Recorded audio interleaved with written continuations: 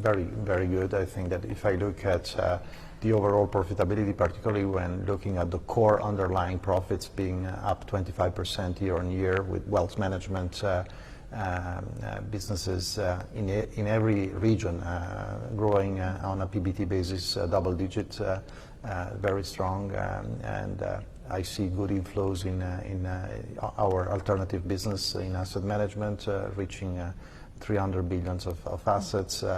In markets, we delivered the second best quarter on record. So I think that across the board in Switzerland, we continue to be a strong partner to our clients, with 40 billion of credits or renewed credits.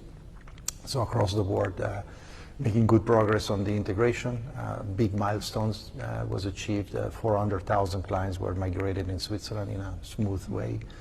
We are now working on delivering the second wave in the third quarter. And in non-core and legacy assets, we are making good progress in taking down cost, and I'm very pleased. So even you're ahead of expectations in terms of integration? Mm-hmm. No, we are online. We are on track. I mean, the integration, I think the next, we already achieved 9 billion of cost savings out of the 13. So we believe between now and year end, we're going to achieve another 1 billion or so, and then 3 billion are going to come in 2026 as we basically shut down all the legacy systems, and we also complete all the logistical migrations. Sergio, is UBS seriously looking at a possible new headquarter?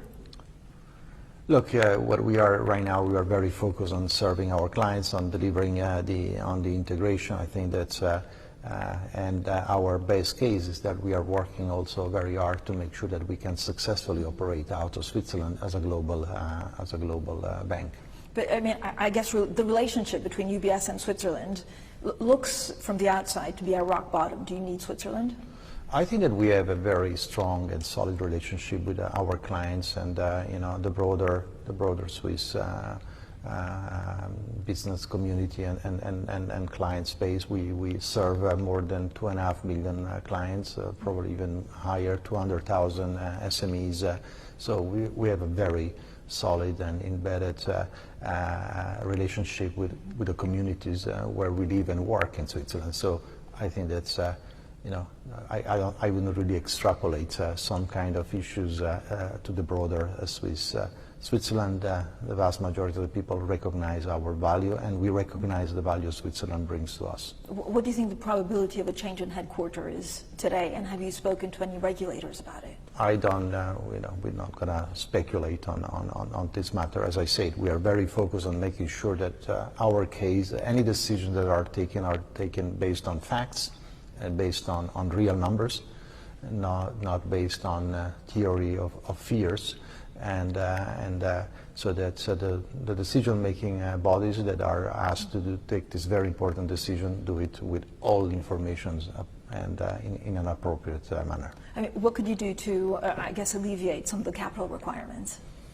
Well, it depends what it's going to be at the end of the day. I think that, of course, we are now focused more on making sure that through like-for-like comparison of the proposed regimes is done, and hopefully somebody's also going to really look at a proper cost-benefit analysis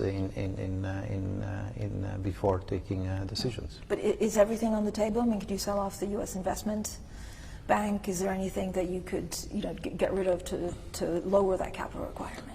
Look, our view on that matter is crystal clear. Shrinking is not an option. UBS and Switzerland benefits from our diversification. You look at this quarter, Switzerland is performing well despite a very challenging environment around interest rates and the economic situation. But we have offsetting businesses that allow us to benefit from this diversification.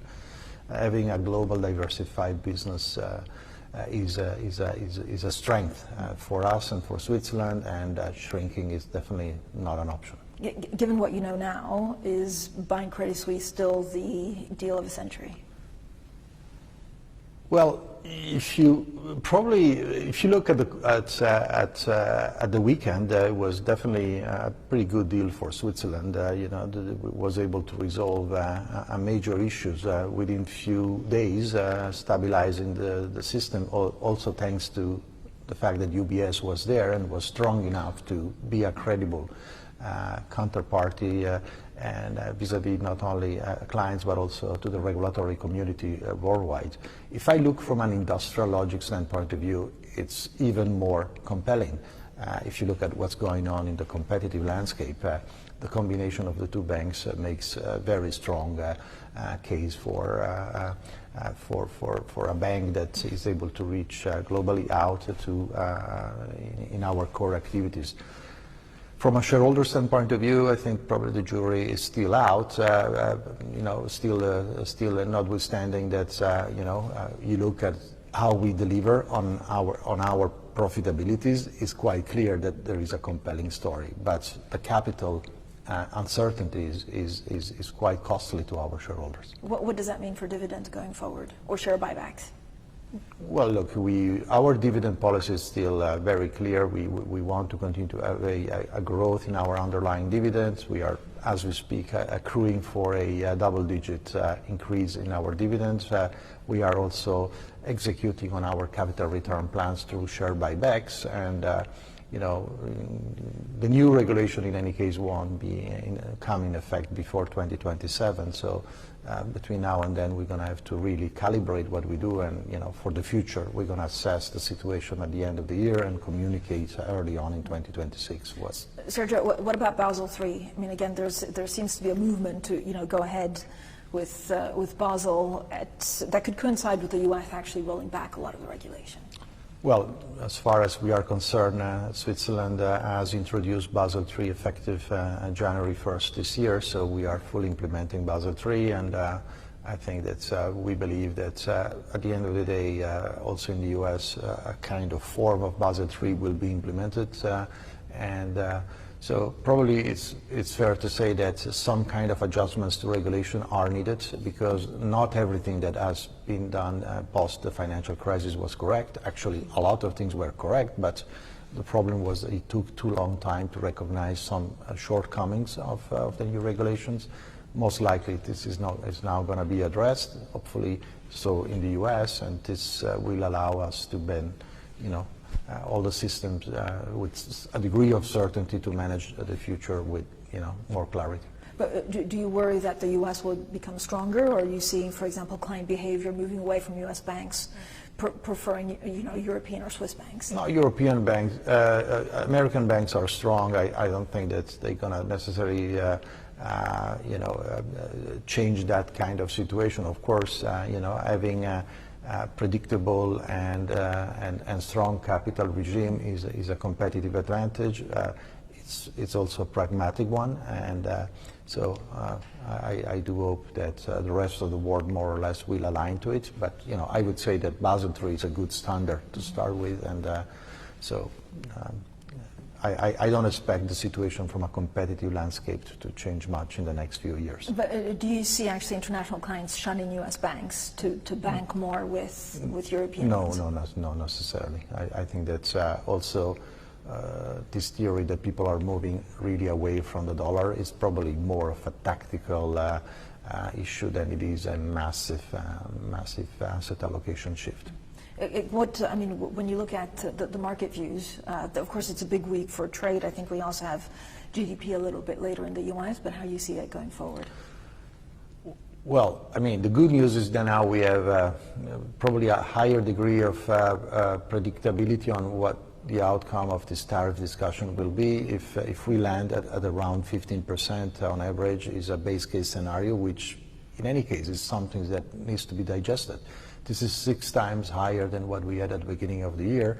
This brings some kind of inflation. If you think from an exporter standpoint of view, if you are a Swiss or a European exporter, you are basically seeing your clients in the U.S. have to pay 15% more because of tariffs, plus another 10 to 15% more because of effects.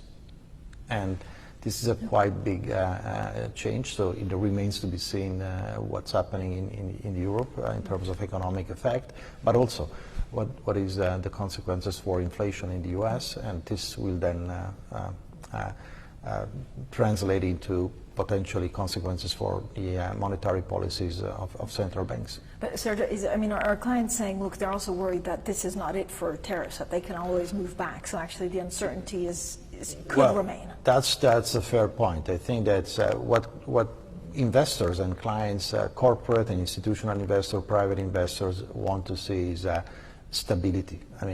First of all, we need to reach agreements, and then they need to see that there is a degree of predictability and stability in these agreements. There is a degree of news fatigue in the market, so people want to be able to act with certainty. When you look at the Swiss franc, has it brought more inflows into some of your units? No, I think this is really, it's fair to say that at the end of the day, a lot of buying of Swiss francs is done by Swiss institutions and rather than foreign investors. What can you tell us about the case of the 6, I think, UBS employees that were selling FX packages that were complicated to people that didn't understand the risk? Well, this is a matter that is affecting less than 200 clients in a very specific locations, and we are talking a handful of client advisor.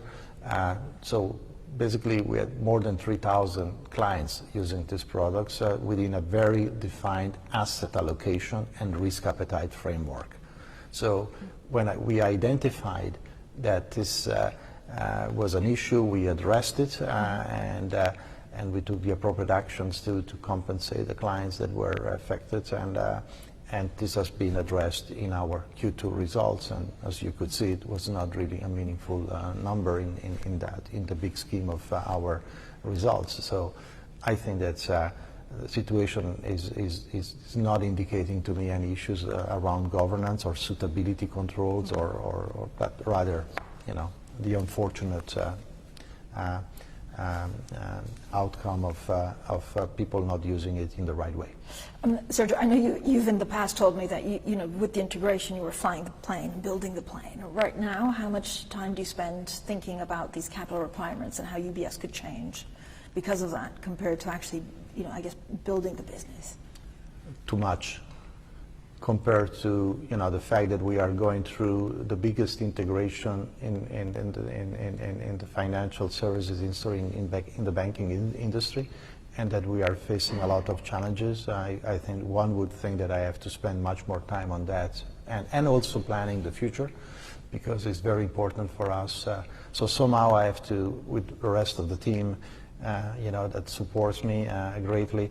We have to, basically manage all these 4 challenges. So we need to think about the future, manage today, manage the integration, and also try to address and think about how to make sure that, whatever decision is taken here in Switzerland is taken with good information and facts. But do you think that's lacking at the moment, that policymakers are doing it without thinking too deeply, or that they don't understand what you need? Looks that way to me.